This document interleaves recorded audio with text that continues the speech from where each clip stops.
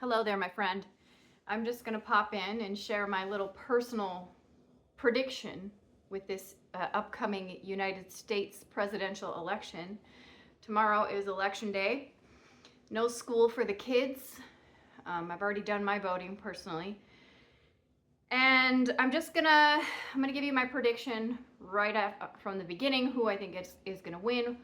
And then also kind of a generalized personal prediction for the next 4 years. First off, I think Trump's going to win. Certainly the popular vote. With that being said, I also think that there's going to be some sort of subterfuge from the globalists regarding this election. There's going to be some sort of snafu that's going to stall things, something like that. I could be wrong about this, but I don't predict just a smooth, easy, like, oh, here's the winner, and everybody moves on. It's not how it works. Every time I do one of these videos, one of my puppies has to go get a drink of water. Just like within narcissistic family systems, the truth tellers are shunned and become the scapegoats. Well, we have within our society a narcissistic societal structure that the globalists have been a part of tailoring. It's not like there's like, you can pinpoint even 10 specific, well, you kind of can, but there's a whole lot of people involved, and a lot of people who are involved, most of the people who are involved with this narcissistic societal structure are not aware that they are complicit in it. But just like I mentioned within narcissistic family systems, the one who's saying, hey, look, this is going on, and everyone else, no, well, that's what's happening. Trump, Elon Musk, that's kind of a side note. Maybe I'll throw that in at the end. But, you have these different figures, these people who have been going against, going with what they think to be true and feel to be true, and going against this globalist system, being ostracized, being labeled as, crackpot conspiracy theories or Nazis or all these crazy words that are just pretty intense. So I don't think that this narcissistic societal structure, this globalist structure, which operates on manipulation and subterfuge, is going to just play fair with all of this. I mean, we have seen the way that hasn't been happening through, the last, really, I don't even know how far back. If you really start to think about it, it's kind of like you see it going way far back, just in different forms. So there's that. I think there's going to be a little bit of a scuffle when it comes to this election coming to a completion. So with okay, that out of the way, Trump's going to win. There's going to be a little bit of and then in the end, it's going to be okay. And listen, I'm sorry if you don't like Donald Trump. There are things about Donald Trump that I don't, certainly like, okay, his past for sure. I watched the interview where he was on the Joe Rogan show, and then like some other places, and he seems like he's calmed down a bit.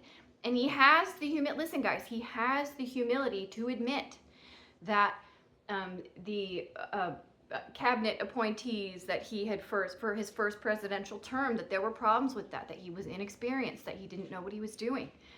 The fact that he's willing to share the spotlight with Bobby Kennedy, Tulsi Gabbard, Elon Musk, and whoever else shows that what I think is that he wants to create progress for our country. And, also all these countries, affect each other for the world in a certain sense. And so with that, there's a lot of potential. Now, like I said, so I'm an independent politically. I don't like the political division. I think it's just hinders progress.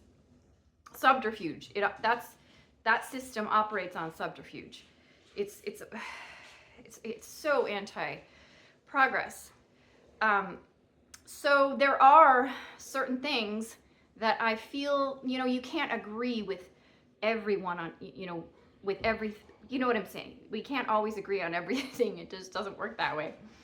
And so when it comes to people like Donald Trump or Elon Musk or Tulsi Gabbard, I'm not going to agree with everything on them. But I think that when you look at the two options, because we have to operate within this two-party system to change it at this point. I'm contradicting things I've said in the past, but I think that it's kind of both. This is a kind of the way Donald Trump is operating at this point, and he does seem like the kind of person that generally what he says he's going to do, he does do in some form. Again, do I think he's perfect? Do I think he was the perfect president when he had his term? No, but I think he was a lot better than what we've had. So with his willingness to partner with people like Bobby Kennedy Jr., Elon Musk, yeah, he absolutely is a technological visionary and genius. We cannot deny that part. Okay, so we have way more of a potential to break out of the free-range slave system, I believe, in that direction. Become, a spacefaring society. A lot of the problems that we have, political problems, are perpetuated because there's motivations that these globalists have, and they paint it as, oh, we're doing this for you, and then oh, that happened because, oh, it was some other issue. No, these problems are being held in place. It's a lot easier to fix these problems than we've been told. So I think with the willingness to team up with these different minds, his willingness to admit that the people that he appointed during his first presidential administration having problems with that, willing to do things differently, that's a really good sign. So I think that it's going to be, it's going to be bumpy, it's going to be clunky, it's not going to be a perfect road. That's just how things work. But you guys, don't worry. We still have, the legislative branch of government is not going to go away. Relax, everyone. It's not like he's going to get rid of Congress. We still have the House and the Senate, and that's going to continue to be in place. The people who are on the camp of, he's just going to eliminate all the democracy. Well, we didn't even have primaries for Kamala Harris, for the Democratic nominee. We didn't even have any primaries for her. That was a huge, frightening red flag to me when we didn't even vote on the Democratic nominee this year. It was sort of like, I'm looking around and I'm like, how come there's so many people around me who are not really concerned about that? Pay more attention to what people do and less attention to what they say. Sometimes what people say and what people do match up pretty well. Sometimes what people or political parties or groups say and what they do are pretty incongruent. So that's what I'm seeing with the Democratic Party at this point. And so that was just a frightening, the erosion of freedom of speech. Okay, the erosion of freedom of medical choice regarding vaccinations. I don't know if I say that word, I don't know. Regardless, whatever. I'm just going to say the words. I'm going to try to be better about not using swear words, because I think just out of respect, I would like to do that. I would like to use less swear words, because some people don't like it, and I care, So that to me, those actions speak more, indicate fascism more so than the actions that I've seen from Donald Trump and these other, like Bobby Kennedy. I think he's such a good person, such a great, if I could have had my way, he'd be, but having this brain trust of people willing to work together, I think that is brilliant. That's so cool. And I think that we're headed down a positive road. There's going to be bumps, it's going to be clunky, there's going to be disagreements, things like that. But ultimately, that's how I see that. Now, before I end this, I do kind of want to talk a little bit about Elon Musk, because he's been hard for me to pin down. I used to really, really like Elon Musk. My husband do. over the years, I've been kind of, so here's where the real thing that gets confusing for me is because, so you have somebody like Donald Trump, the level that the -1% or the globalists have gone to paint him as like the worst possible person ever is just unbelievable to me. Like they went to extreme lengths to do that. Up to like concocting these really terrible lies and things like that. So they hit him pretty hard. Russell Brand, that's another one. Now, I don't know. I know that he has somewhat of a dubious looking past but I don't know. I don't know. In my gut, I feel like he was a good person throughout. I mean, certainly at this point. But look at how hard they hit him. That was a huge blow. Okay?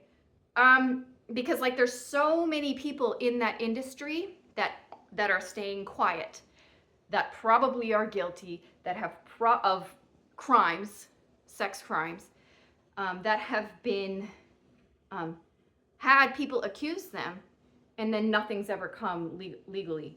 It's all just kind of hush hush. So that's why with Russell Brand, I'm like, this is like character assassination for sure. So pretty hard punch on him. I know that there's other ones. Bobby Kennedy, they've said terrible things about him in the news, painting him as a like the bear story. Although that story, when you hear him tell the story, it's like, what were you doing? But anyway, the bear in Central Park, like, and then all the like painting him as a total crackpot.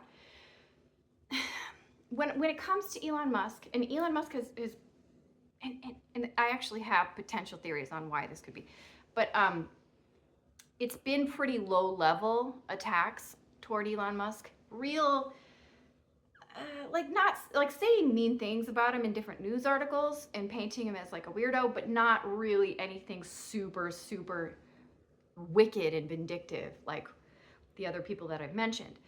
But what could be the case, because he does, I'm like, well, he does like the freedom of speech, you know, things like that. I feel like it seems like he doesn't want to be a part of this globalist system. But, you know, things are tricky. People can be really manipulative and sneaky. So I've kind of been here like, well, if that were the case, why has he not been hit with heavier attacks from the globalists? Well, this could be the answer. Perhaps he has dirt on them. I don't know. Could be. It could be. He is a billionaire. He has rubbed elbows with people in the highest echelons of society. Maybe he knows things. And maybe they know that. I don't know. Anyway, so when it comes to Elon Musk, I want to think that he has the best intentions for humanity at heart. I really do. But sometimes I'm kind of like, oh, I'm not so sure. But I'm gonna, you know what? I'm gonna give him the benefit of the doubt, and the benefit to society with his technological genius is just enormous. If you know, used for good. AI is already here. It's been here for a long time. It's not going anywhere. We need to kind of like learn how to make friends with it and utilize it in a positive way, and not a negative way. Because I've seen Battlestar Galactica, and a cautionary tale. That's such a good series though. You should watch it if you haven't watched it. Yeah, I think I'm gonna call it for now. I appreciate you so much. If you're listening to little old me talk about stuff, it really does, I feel humbled and honored that you made it this far. If you like this video, please subscribe, and have an awesome day. Bye for now.